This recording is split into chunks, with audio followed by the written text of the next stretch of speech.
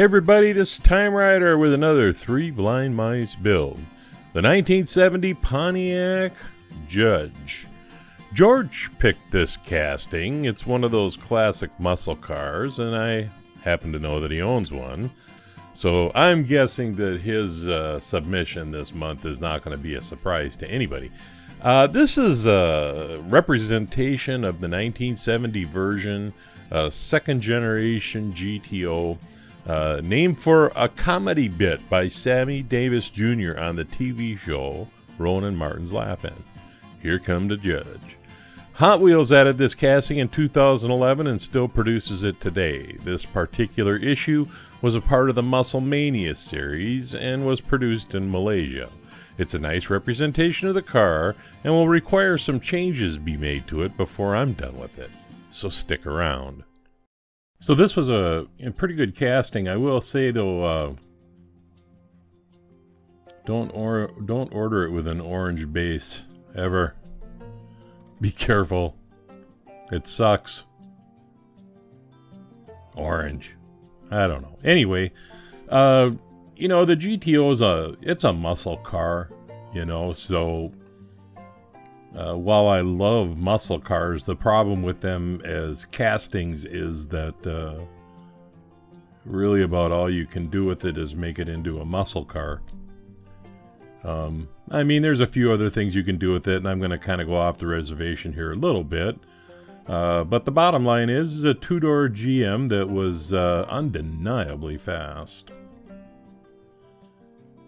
Once I got it apart and cleaned up the posts, I got to thinking about, the various things that I could do with this.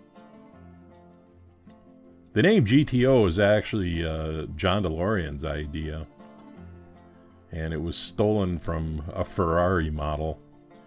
And the car, the GTO, was never classified actually as a Gran Turismo car. It was undeniably fast and came with a bunch of different engines. And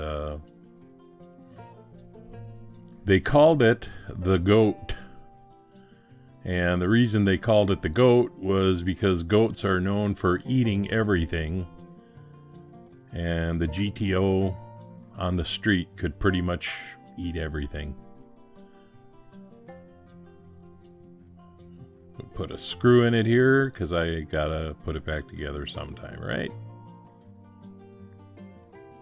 Anyway, at some point in time, it kind of became an acronym for gas, oil, and tires, because anybody who owned one was going to spend a lot of money on those things.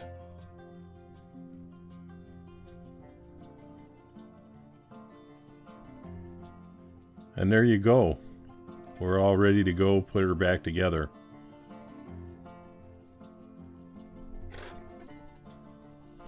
I owned a lot of GM cars in my day, but I never owned a GTO.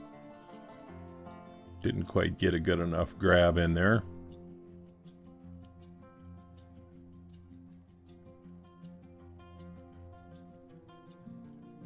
I've owned Grand Prix.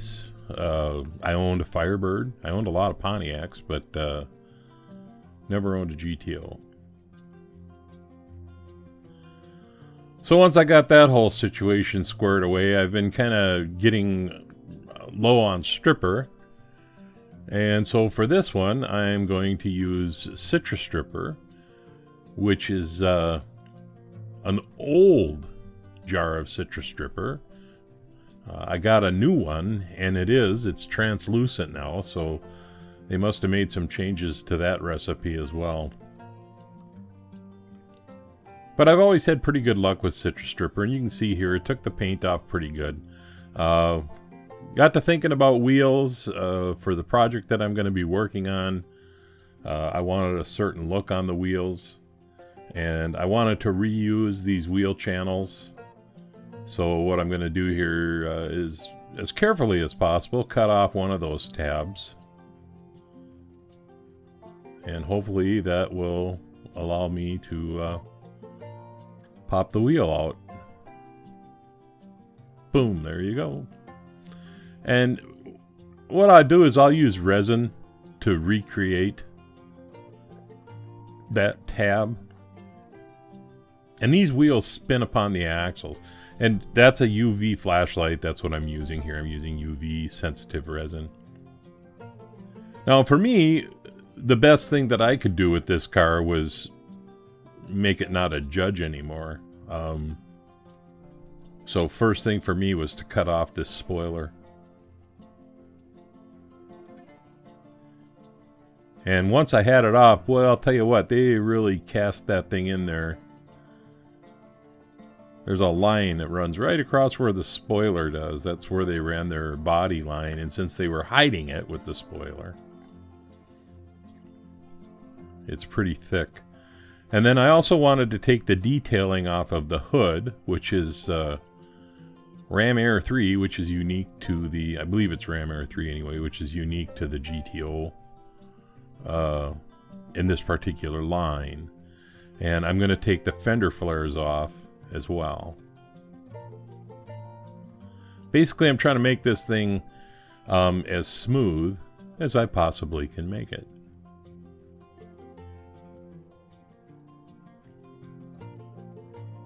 Get into the backs.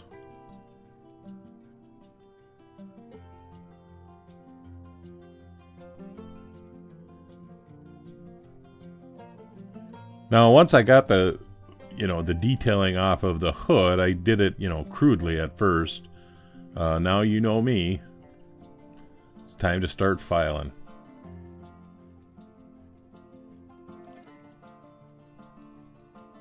I want that hood to be really smooth when I'm done. And there's a couple holes in it I'm going to have to fill.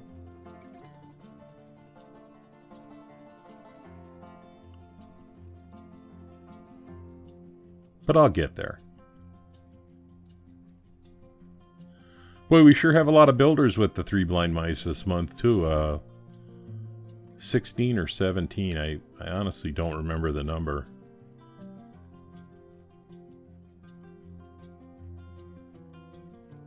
And I'm very excited to see what everybody else has done with this car. Some really talented people out there doing this.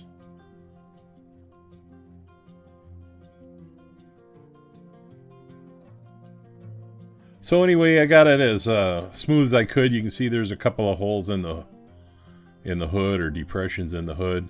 And then the wheel sets that I'm using, I need them to sit out just a little further than the stock wheels.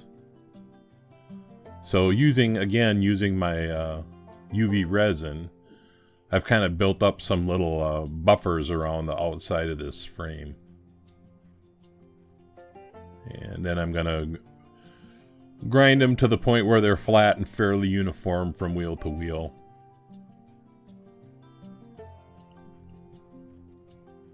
Pretty much like that.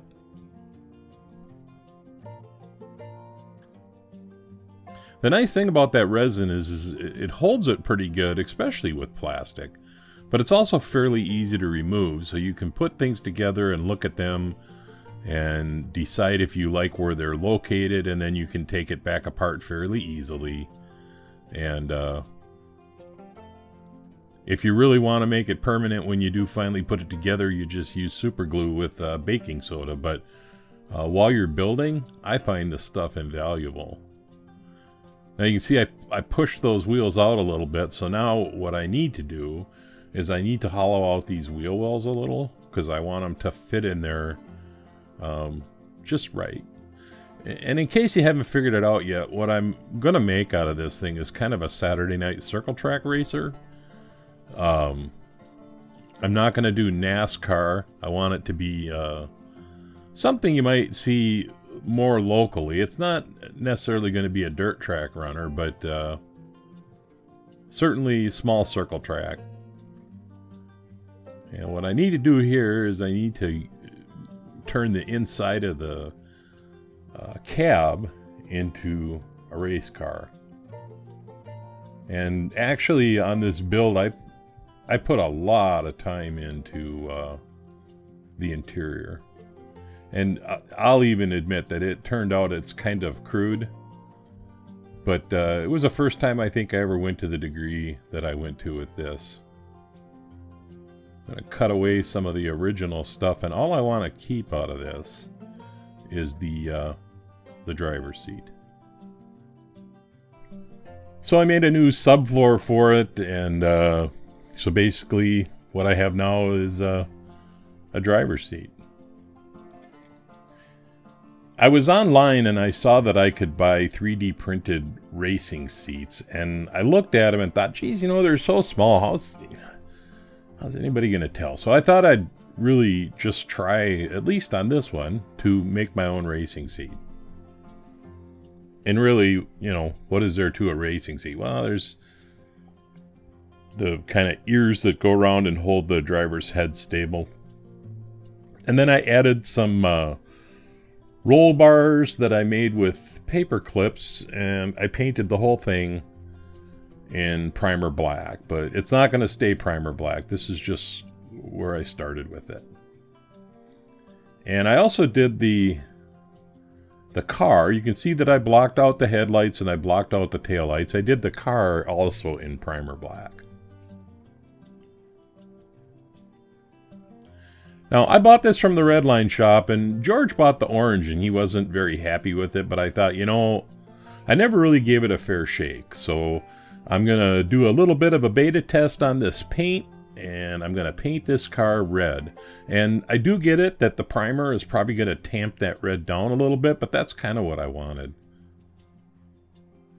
I'm guessing if I would have used a white primer or even a red primer, that this red would look a little bit different than it eventually wound up. But that's not to say that I was unhappy with how it wound up at all. Little tack coat here. And then, like any other paint, it's just a matter of layering it up.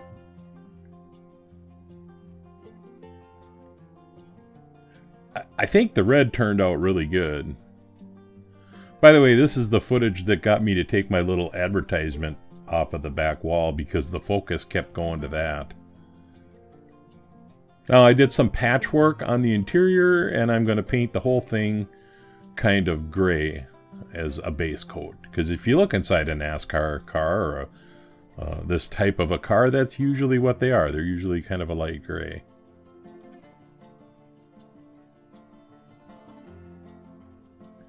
And I did paint some detailing in black. The rear deck, which I actually changed back to gray at some point, but I painted the roll bars black, not because I thought that was fairly realistic. I wanted them to stand out so that they looked different, and that you could see them. And incidentally, that little cylinder on the floor is going to be a fire extinguisher system. Not really, it just represents a fire extinguisher system. This turned out to be a little harder than I thought it was going to be, and I wasn't 100% pleased with how it turned out. I think there's a better way that I could have done this. And I'm actually doing another race car for another build, and I tried a little different philosophy with that one that I liked a lot better.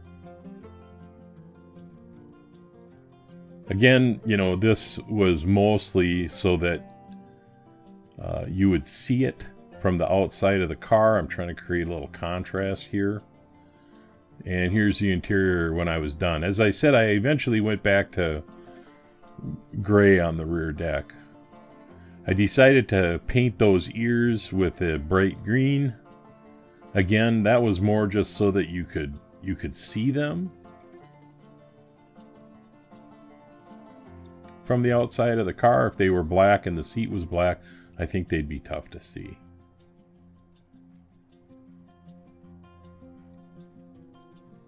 And I just did like the edges of it. And then the decals, I actually bought some decals that were listed for a rat rod. And the reason I did that is because, you know, I didn't want major sponsors on this car. That, to me, wouldn't be realistic for a local racer. And what I wanted was sponsors that you probably never heard of. And then once I decaled it up, gave it a number, we're going to give it a coat of Spectre Flame Shop clear coat. Actually, I think I gave it 3 coats. So anyway, let's go back and take a peek at where I started. I mean, it was a neat car, and it's a neat casting. And like I said, I like muscle cars personally, but I think that sometimes they can be kind of limiting when it comes to doing projects with them. But either way, why don't we take a look at where I wound up?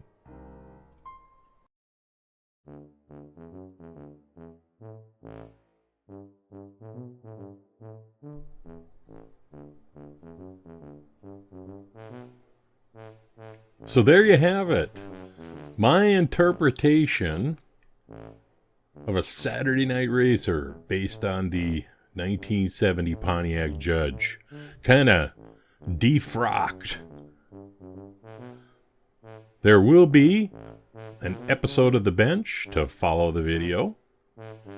And I'll post a link below to the Three Blind Mice Diecast YouTube channel, where you can find quick links to all of the GTOs as they're posted. I hope you like it.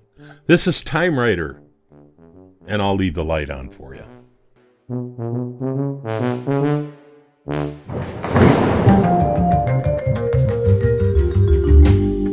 Hey everybody, thanks for hanging around for this edition of The Bench. Say, I kind of wanted to show everybody the muse for my little circle track racer. David Pearson ran one of these in NASCAR, and I was going to redo this car, but decal sets are tough to come by and everything, so I thought I would just use this as the flavor for what I was going to do. And then some of the stuff that I got coming up. I had so much fun doing the Beatnik Bandit that I decided that I was going to do another one of those re-release fantasy cars, and I'm going to do this Red Baron, I think it's called. But anyway, I'm going to strip her down and repaint it in Spectre Flame, and guess what color? Anyway, then, me, I like to do my restorations, and I've already done one of these a long time ago, but a lot of people don't know it, but these come with different wheels on the back, and this is the other one compared to what I've already done. So I'm going to do a straight-up restoration on this Euclid dump truck. And then I wanted to talk for just a minute about the Three Blind Mice build that George and Paul and I do, and we've had a lot of requests lately from people saying, well, can we use this casting? It's similar, it's close. We've always felt that what makes this build what it is that everybody starts in the same place. So, yeah, we want it to be a friendly, non-competitive build, but we're going to insist that everybody start with the same casting if they want to be recognized on the Three Blind Mice channel. And that said, I hope everybody's steering clear of the germs out there. And this is TimeRider, and I got another video coming out. And again, don't forget to go check out the other builders of this GTO. Everybody have a great Saturday.